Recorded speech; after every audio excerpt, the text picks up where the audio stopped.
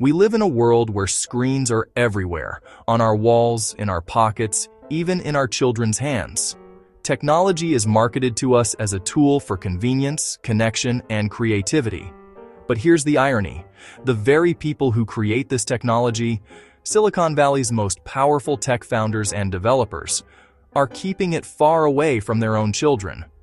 Why? Because they know the truth.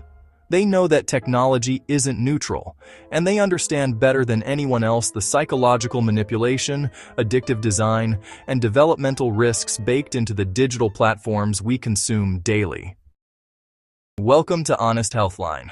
Today we will be taking a deep dive into why tech founders don't let their kids use the tech they sell to yours. Silicon Valley insiders have been aware of the dangers of excessive tech use for years.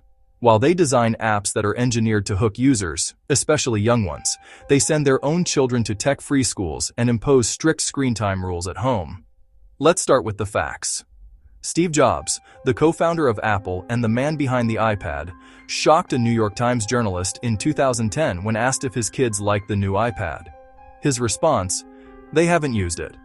We limit how much technology our kids use at home." Bill Gates, co-founder of Microsoft, prohibited his children from owning a phone until they turned 14 and enforced strict screen limits, especially before bedtime. Evan Williams, co-founder of Twitter, Blogger, and Medium, stocked his house with physical books instead of tablets or screens, encouraging offline reading and learning. Tristan Harris, former Google design ethicist, left the company after realizing how addictive tech design had become. He now runs the Center for Humane Technology, which advocates for safer, more ethical design, and he openly criticizes Silicon Valley's disregard for mental health. So, let's pause for a moment. If the tech elite are sheltering their kids from the very technology they profit from, shouldn't that raise a red flag for the rest of us? The science: what technology does to a developing brain. The developing brain is like wet cement, malleable, vulnerable, and incredibly sensitive to external inputs. Here's what science says about tech's impact. 1. Brain structure and development. The National Institutes of Health, NIH, launched a $300 million study in 2018, tracking over 11,000 children. Early results showed that kids who spent more than 2 hours per day on screens scored lower on language and thinking tests. Children who used screens more than 7 hours per day showed premature thinning of the brain's cortex, the area responsible for critical thinking, memory, and decision-making. 2. Sleep disruption. Exposure to blue light from screens suppresses melatonin, a hormone that regulates sleep. A study published in Pediatrics found that screen time, especially before bed, leads to shorter sleep duration, poor quality of sleep, and daytime fatigue.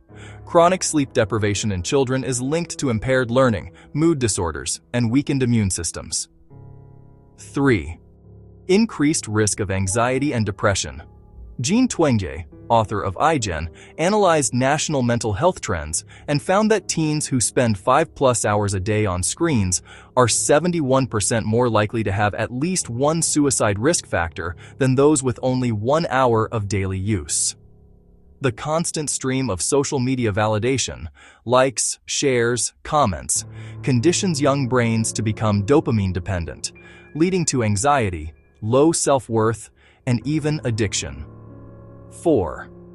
Impaired attention span. A 2020 study from the University of Alberta found that children exposed to screens before age 5 were significantly more likely to develop attention deficit hyperactivity disorder, ADHD symptoms. The fast-paced, high-stimulus nature of apps and video games rewires the brain for instant gratification, decreasing the ability to focus or engage in sustained learning. 5. Decreased emotional intelligence and social skills.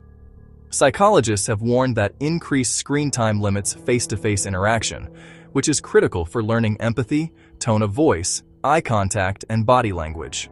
A 2014 UCLA study showed that after just 5 days of tech-free living, students scored significantly higher in emotional recognition and social interaction skills. The dark art of addictive design.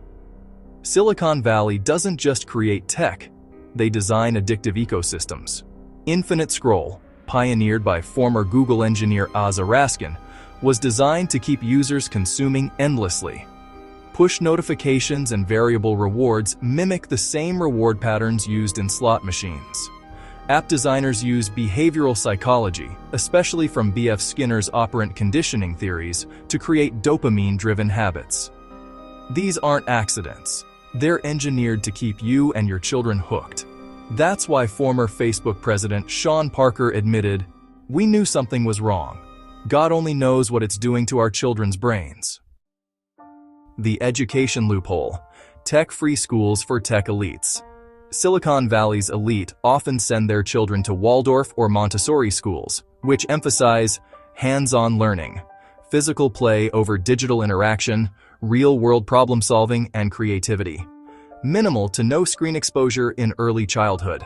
At the Waldorf School of the Peninsula, located just miles from Google's HQ, 75% of students come from families where at least one parent works in the tech industry. These families recognize the value of analog learning during a child's formative years. Meanwhile, schools in low-income neighborhoods are flooded with tablets, laptops, and AI tools under the guise of innovation. Tech elites give their children crayons. Ours get Chromebooks. But isn't tech inevitable? Shouldn't kids learn to use it? Of course, but there's a right time and a right way. Think of technology like sugar. A little can be delightful and useful, but unchecked, it becomes destructive. Children need to learn how to use tech without being used by it.